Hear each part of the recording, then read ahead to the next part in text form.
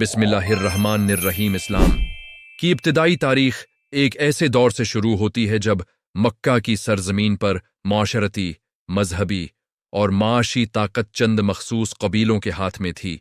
انہی حالات میں رسول نے توحید، عدل اور انسانیت کا پیغام دیا جس نے پورے معاشرے کی بنیادوں کو ہلا کر رکھ دیا۔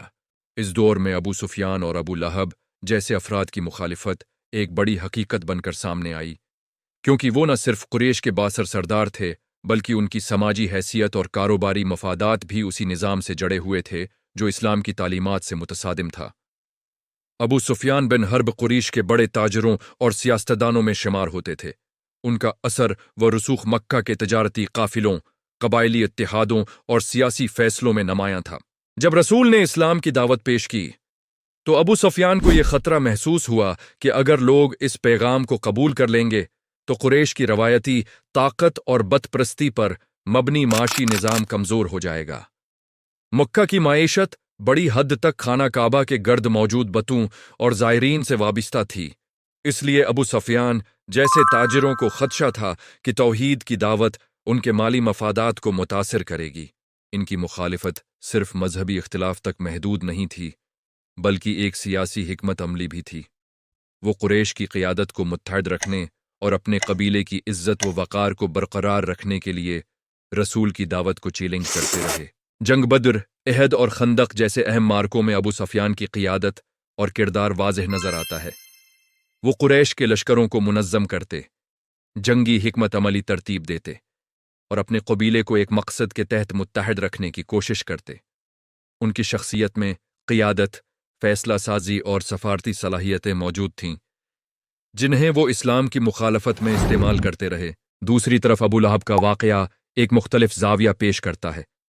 ابو لہب رسول کے قریبی رشتہ دار ہونے کے باوجود شدید دشمنی رکھتے تھے۔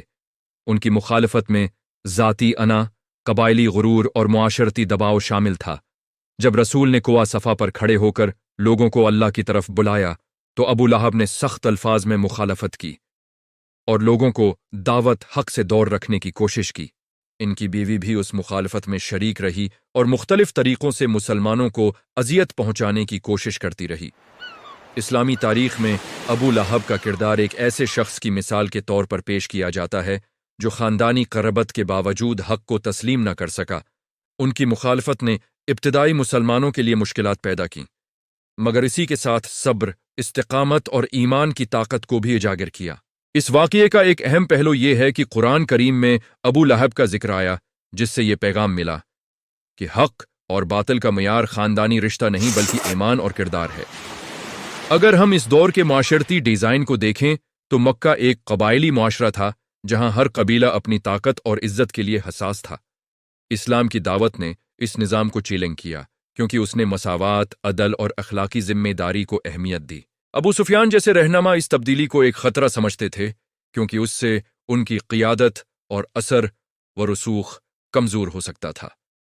ان کی مخالفت میں حکمت عملی، سفارتکاری اور معاشی مفادات کا امتزاج تھا، جبکہ ابو لہب کی مخالفت زیادہ تر جذباتی اور ذاتی نوعیت کی تھی۔ وقت کے ساتھ ساتھ حالات بدلتے گئے اور فتح مکہ کے موقع پر ابو سفیان نے اسلام قبول کر لیا۔ یہ ایک تاریخی موڑ تھا جس نے ظاہر کیا کہ دلوں کی تبدیلی ممکن ہے۔ ان کا قبول اسلام کرنا اس بات کی نشاندہی کرتا ہے کہ انہوں نے اسلام کی طاقت، اس کے اخلاقی اصولوں اور رسول کی قیادت کو تسلیم کر لیا تھا۔ بعد ازاں انہوں نے اسلامی معاشرے میں مثبت کردار ادا کیا اور اپنی سابقہ دشمنی کے باوجود اسلام کی خدمت میں شامل ہوئے۔ ابو لہب کے برعکس ابو سفیان کی زندگی میں تبدیلی کا عنصر موجود ہے جو انسانی نفسیات، حالات کے اثرات اور حقیقت کو تسلیم کرنے کی صلاحیت کو ظاہر کرتا ہے۔ اس کہانی میں ایک بڑا سبق یہ ہے کہ ابتدائی مخالفت ہمیشہ دائمی نہیں ہوتی۔ بعض اوقات لوگ وقت کے ساتھ سچائی کو پہچان لیتے ہیں۔ اس موضوع کی منفرد خصوصیت یہ ہے کہ یہ صرف ایک تاریخی واقعہ نہیں بلکہ انسانی رویوں، قیادت، معاشرتی دباؤ اور نظریاتی اختلافات کا مکمل مطالعہ پیش کرتا ہے۔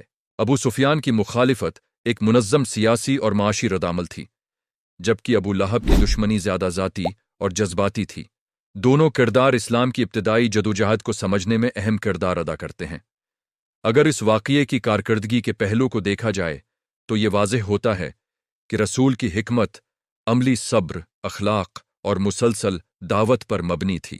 انہوں نے سخت مخالفت کے باوجود امن، برداشت اور مثبت کردار کا مظاہرہ کیا، جس نے بالآخر لوگوں کے دل بدل دیے۔ اسلامی دعوت کی یہی طاقت تھی کہ اس نے دشمنوں کو بھی دوست بنا دیا اور معاشرے میں ایک نئی سوچ کو جنم دیا۔ اس دور کے واقعات کا ایک اور ڈیزائن عنصر یہ ہے کہ ہر کردار اپنی نفسیاتی اور سماجی پس منظر کے مطابق ردعمل دیتا ہے۔ ابو سفیان ایک سیاسی رہنما کے طور پر اپنے مفادات اور قبیلے کی طاقت کو محفوظ رکھنے کی کوشش کرتے رہے، جبکہ ابو لہب کی شخصیت انا اور جذباتی ردعمل کی علامت بن کر سامنے آئی۔ یہ کہانی آج کے دور میں بھی لوگوں کو یہ سمجھاتی ہے کہ نظریاتی اختلافات کیسے معاشرتی کشمکش کو جنم دیتے ہیں اور کس طرح اخلاق، صبر اور مستقل مزاجی کے ذریعے حالات بدلے جا سکتے ہیں۔ ابتدائی مسلمانوں کی قربانیاں، ان کا عزم اور رسول کی قیادت ایک ایسی مثال ہے جو ہر دور میں انسانیت کے لیے رہنمائی فراہم کرتی ہے۔ ابو سفیان اور ابو لہب کے واقعات ہمیں یہ بھی سکھاتے ہیں کہ طاقت، دولت اور سماجی حیثیت انسان کو وقتی طور پر حق سے دور رکھ سکتی ہے، مگر سچائی کی روشنی بالآخر راستہ دکھا دیتی ہے۔ تاریخ کا یہی تسلسل انسان کو اپنے فیصلوں اور رویوں پر غور کرنے کی دعوت دیتا ہے۔ اسلام کی ابتدائی جدوجہد کا یہ باب ہمیں بتاتا ہے کہ دعوت حق کا سفر ہمیشہ آسان نہیں ہوتا۔ اس میں مخالفت، مشکلات اور آزمائشیں شامل ہوتی ہیں، مگر صبر، حکمت اور اخلاقی طاقت کے ذریعے کامیابی حاصل کی جا سکتی ہے۔ یہی وہ پیغام ہے جو ابو سفیان کی مخالفت، ابو لہب کی دشمنی اور رسول کی استقامت سے واضح طور پر سامنے آتا ہے۔